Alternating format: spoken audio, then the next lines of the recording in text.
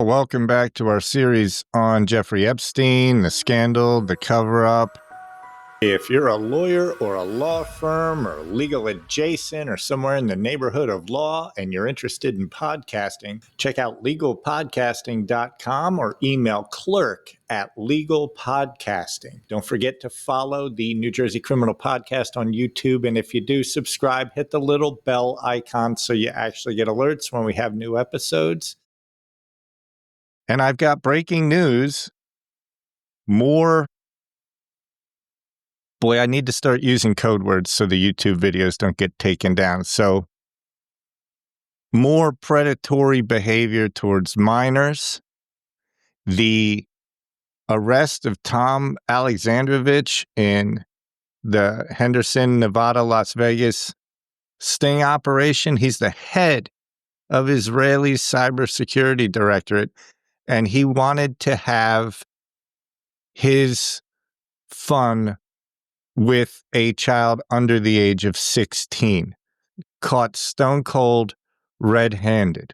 The head of Israel's cybersecurity directorate was trying to do it with a child. This is 5 days ago in Nevada, 6 days ago in Nevada, his arrest. In the meantime, this is a bit of a pattern. This has happened before. This isn't the first time Israeli citizenship, frankly, is figured into a story about men or women accused of preying on children. Let's talk about Malka Leifer, a school principal in Melbourne who was charged with 74 counts of child sex abuse. She fled to Israel in 2008, and for more than 12 years, she avoided extradition until finally being sent back in 2021 to face trial. Sources are The Guardian, February 9th article, 2023. We've got Gershon Kranzer, a Brooklyn principal who fled to Israel in 2010 after being accused of abusing young relatives. He lived there for over a decade before returning to the U.S., pleading guilty and receiving 9 years in prison.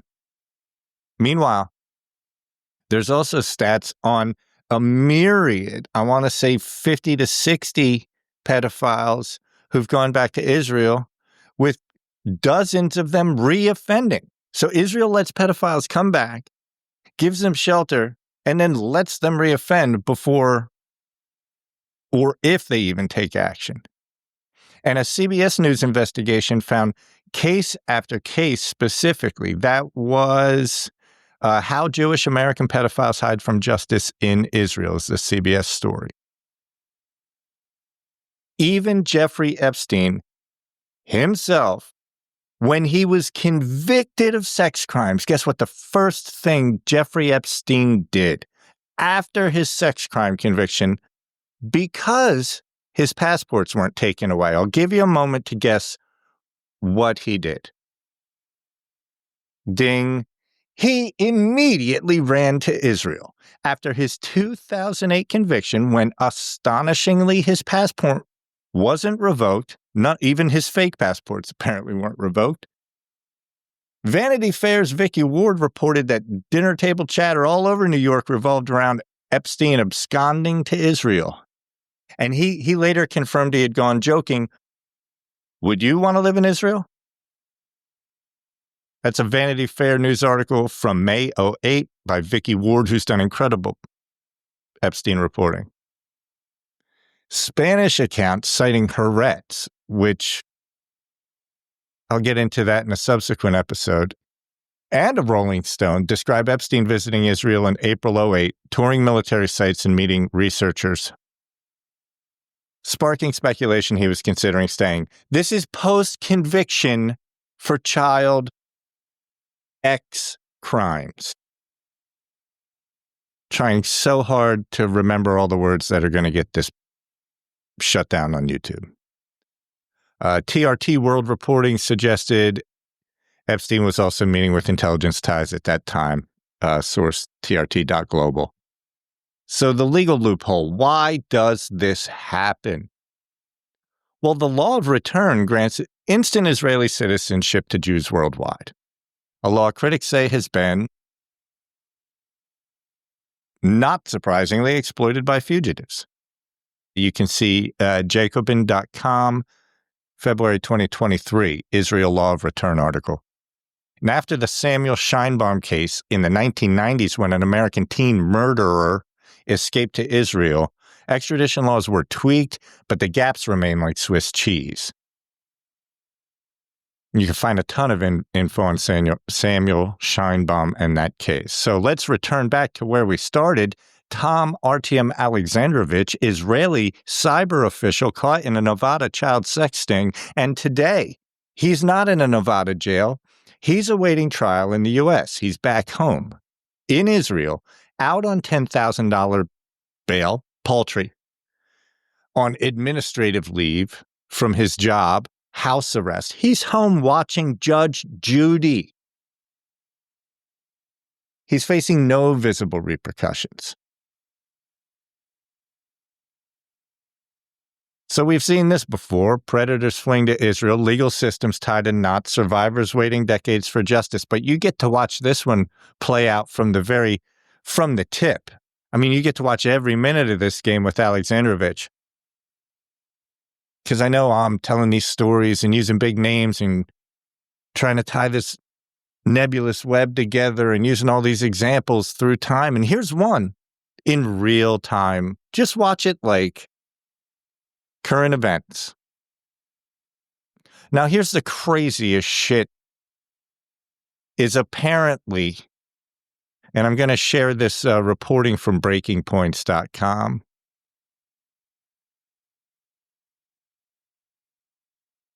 One of this I'll put just up here on the screen. You could see Tom Alexandrovich, the date and the time of his arrest, which was August 6, 2025. You will see that he was charged with luring a minor using technology. Some of the details, guys, here is that it's a classic kind of undercover sting operation run by the FBI Child Task Force and the Nevada Internet Crimes Against Children Task Force. That was a joint operation that they launched on August 6th. What we learn effectively is that an undercover operative began to pose as a 15-year-old girl on two different apps. One of them is called Pure, and later on using WhatsApp. What they found is that Tom Alexandrovich engaged in a conversation with what he believed to be a 15-year-old female juvenile and, quote, spoke about sexual contact with that minor.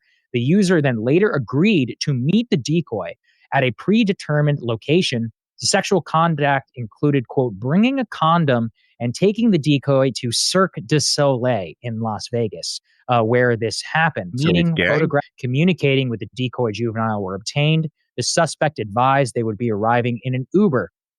Quote, while the undercover operative was in contact with the subject, being made aware in the area of the predetermined location, task force operators contacted this person who they knew to be arriving. Quote, every attempt was made to positively identify that user that had agreed to sexual contact. That subject was then identified as Tom Alexandrovich prior to being contacted. So I'm just sharing the circumstances here that this all went about. You know, first of all, as we could see in the details, of the document, you could see very clearly that he engaged in conduct with somebody or in contact, sexual contact, and agreed to meet that juvenile who he believed was 15 years old for sex. What transpires next is actually just so crazy. So I'm going to read here. I recorded this whole episode before I found out this next part. This makes me sick. Again, exclusively from the documents. What they say is that Alexandrovich was placed under arrest. He was transported to the Henderson Police Department. Due to the aforementioned facts, they say they determined based on the undercover communications with Pure, the phone number and everything, that Alexandrovich did indeed, arrive at this location with the intent to have sex. What then follows is an extraordinary interview with a lot of claims being made that undermine a lot of what we are now learning. So what they say is that, quote, upon Alexandrovich's arrival, he engaged in a recorded interview and he waived his Miranda rights, as they say very clearly. The interview was then conducted at 2000 hours on August 6, 2025. Alexandrovich said that his native language is Russian and Hebrew. He agreed to speak and fully understands English. He waived his Miranda rights. He advised, due to being from Israel, the Israeli consulate would be notified. So do you guys see immediately they're talking about notifying the Israeli government. This matters because the Israeli government initially denied Alexandrovich had ever been placed under arrest when the police department is saying here explicitly that he is, of course, being notified to the Israeli consulate. They say, quote, Alexandrovich is from Israel and is visiting for a Black Hat conference, works for the Israeli government agency, and has so for approximately 14 years. He stated he's never been arrested and he's not familiar with the consequences of not speaking to or not speaking to U.S. authorities. Alexandrovich stated he has a meeting with the NSA tomorrow and had met several bureau people and NSA people over the past week. So let me just underscore that. This man is here in our country on behalf of the Israeli government to meet with the NSA and with the FBI, and in the meantime gets caught up in an FBI sting operation where he is allegedly, I guess, for the legal record, trying to meet up with a 15-year-old girl for sexual contact. The man is in the country hanging out with the organizations that literally record every phone call that is made, the NSA. And he's comfortable enough to run around using his cell phone in attempts to have sex with minors. The hubris is fucking excruciating. Here's what I know.